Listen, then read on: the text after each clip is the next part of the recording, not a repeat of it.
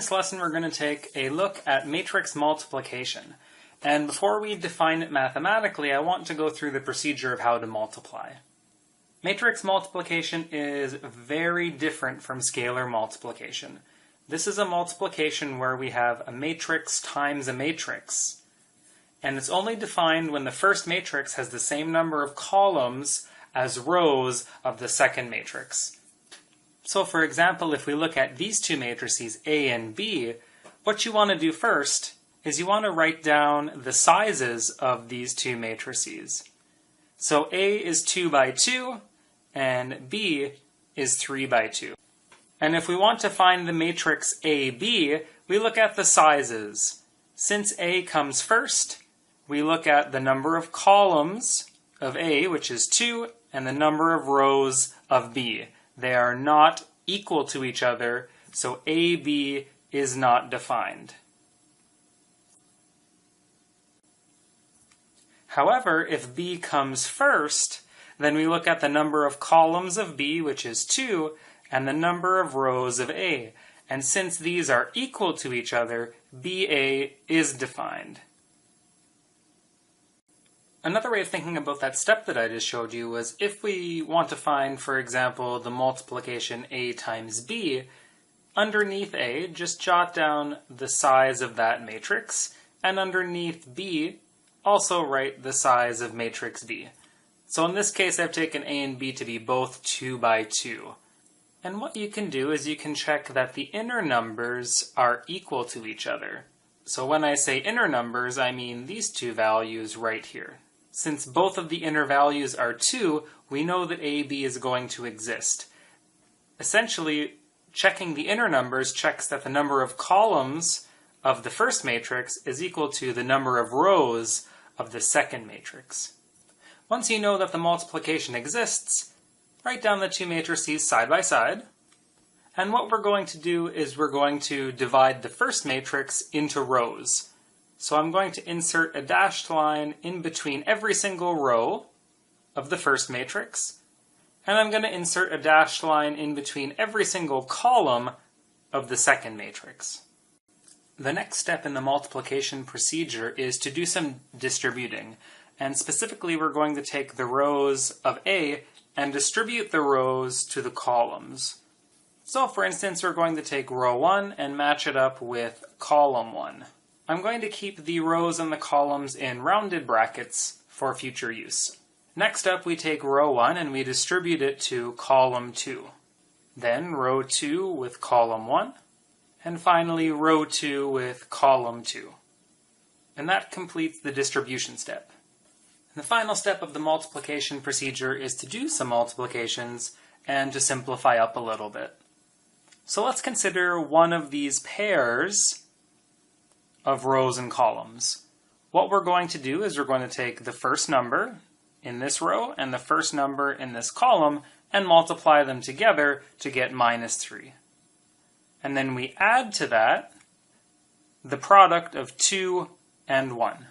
And that's going to give us the 1, 1 entry of the matrix AB. If I move down and we consider this pair, we begin by doing 0 times 3, which is 0, and then 1 times 1. So we're going to add to 0, 1. I've gone ahead and I filled in the final two pairs. The numbers come from -1 times 2, and 2 times 0. And finally, in the 2, 2 spot, we'll get 0 times 2, and 1 times 0. So here is our final matrix. This is matrix A times B. Another way that you can think about matrix multiplication is right from the definition. Now, in my opinion, this is a little bit more challenging because it deals with summation notation.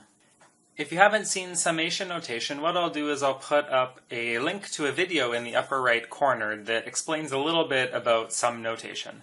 And what I'm going to do here is I'm just going to assume that A and B are both 2 by 2 matrices.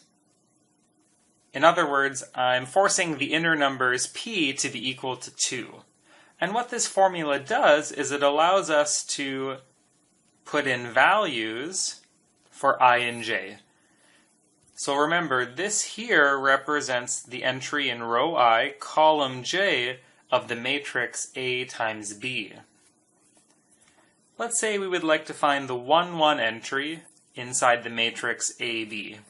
Well, according to our notation, this is the sum from k equals 1 to p. This is going to be that shared inner number. In our case, it's 2.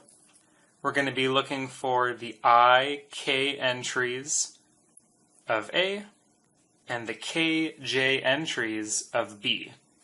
Since we're interested in the 1, 1 entry of AB, I fill in I equals to 1 and j equals to 1.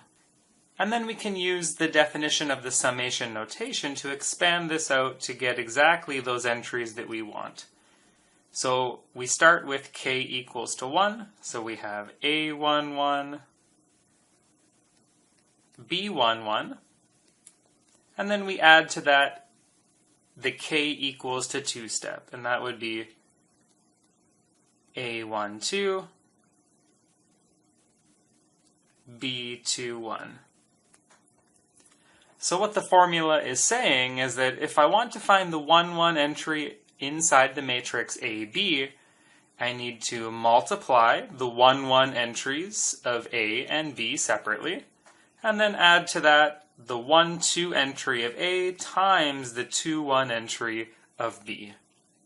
Now, where the definition of matrix multiplication has a little bit of an advantage is that you can use that definition to find one specific entry of the product.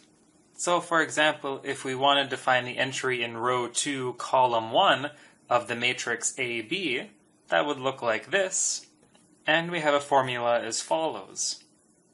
First, we substitute in k is equal to 1, and we get the following expression. And then for k is equal to 2, we have this expression. And what we have to do is we have to identify what numbers inside the matrices A and B we're going to use.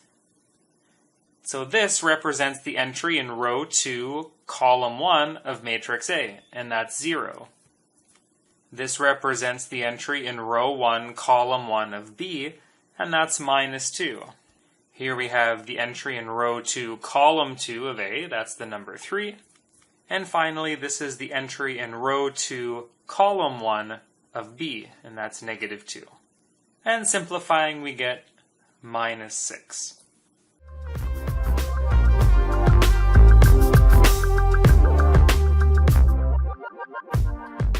All right, my little epsilons, stay positive.